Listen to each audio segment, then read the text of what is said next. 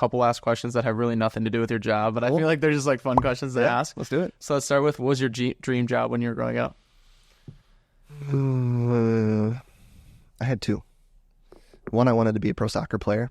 I think classic. Every young kid wants to be an athlete. Yep. Yeah. And then once I kind of knew that probably wasn't going to happen, I shifted my mentality and I want to become a chiropractor. Okay. So that's what I ultimately went to school for. Really? Chiropractor, yeah. Huh. And now you just got fixed up by one. And literally saved my life. So if you don't have a chiropractor, get a chiropractor. They're great, yeah. All right, what's your favorite restaurant in the area? Oh, man. I'm a big foodie.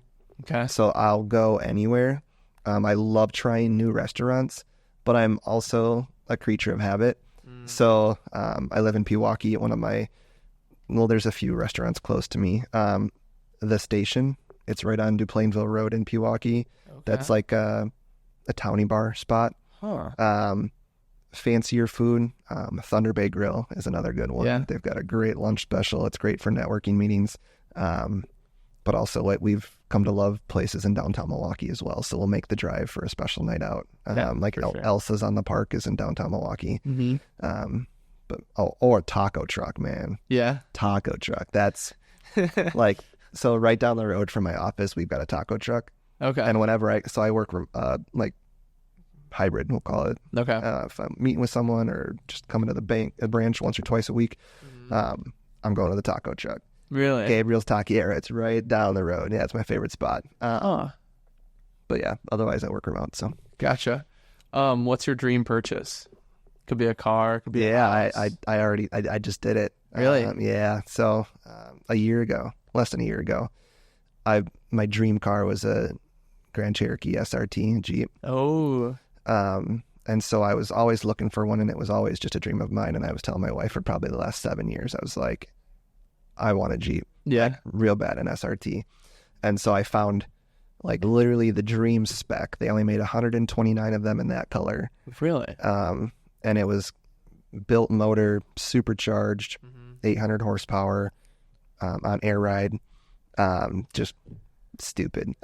So that came up and I saw it. It was in the southernmost tip of Florida.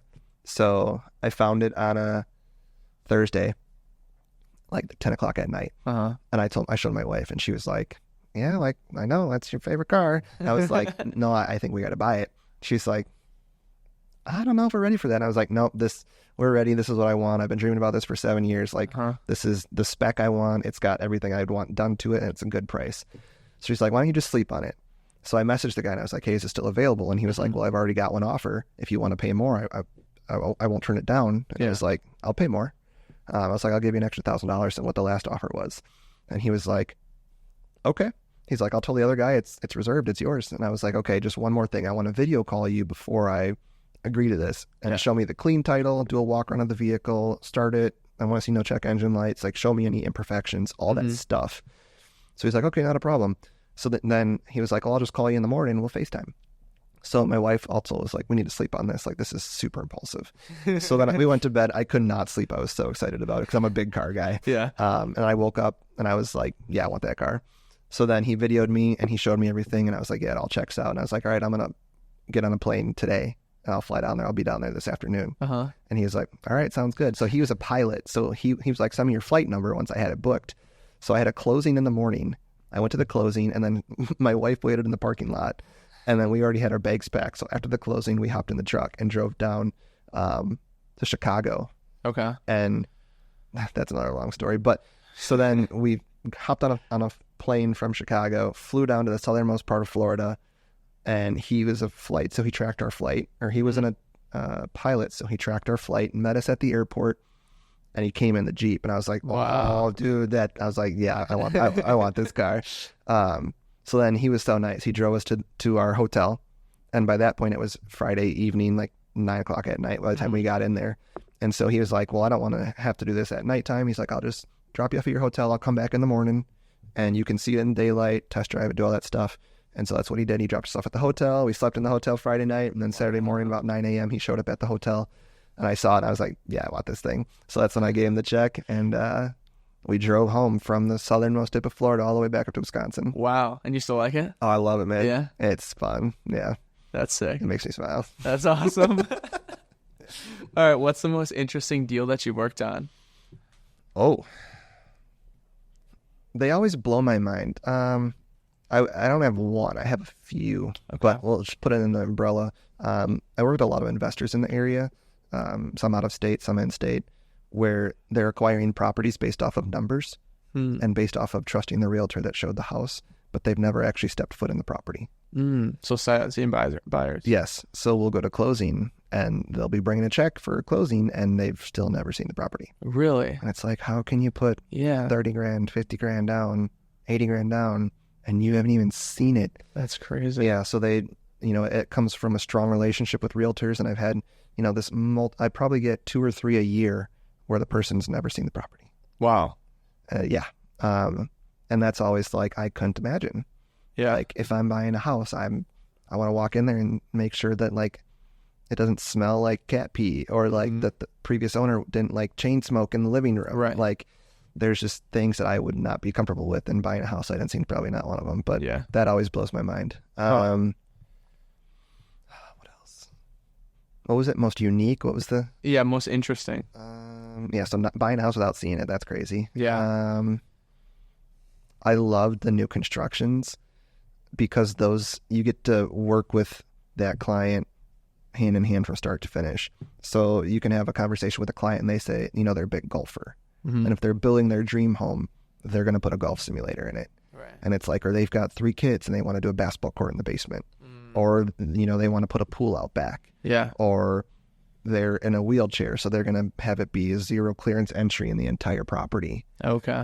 So just like being able to see people's visions come to life, that's always fun because ultimately I have to see the blueprints and the line items where it says, okay, foundation pouring, 60,000, framing, 45,000. There's a line item breakdown so I can see what it costs for those features and also the final because I get to see it on paper. And then once it's built, the appraiser goes back out to confirm that house is what they said it was going to be. Right. And then I get to see the final product. Uh-huh. And then ultimately, like, I would say a big chunk of my clients become friends. Like, we'll go have drinks, we'll have over and host. Really cool.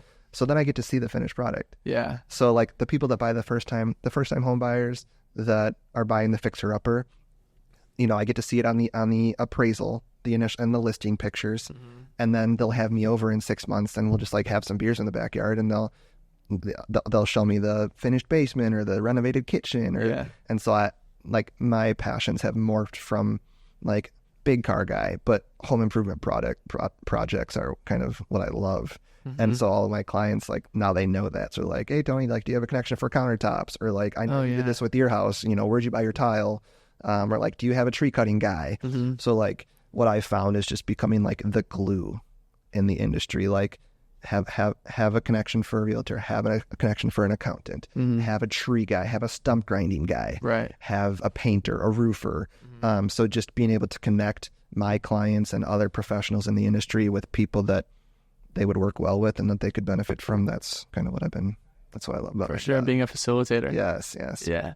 That kind of would lead into this next question I'm going to ask, like what advice you'd have for like somebody that's young, just getting into the industry. Oh man, ask questions. Yeah. Just be a sponge.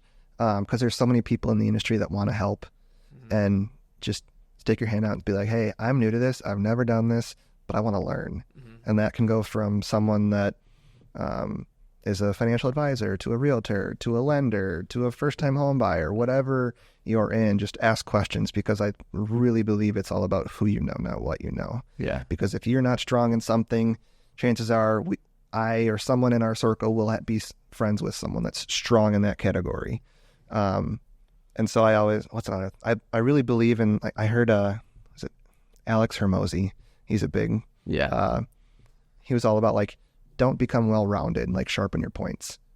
And what he means by that is like getting good at what you're good at and don't spend time trying to be well-rounded because there's someone in your circle that's working on sharpening their point in that exact trade. Yeah. So it's like, go all in on what you know and just be friends with people that are good at other things. Yeah, for sure. So awesome. Well, thanks, Matt. That was super fun.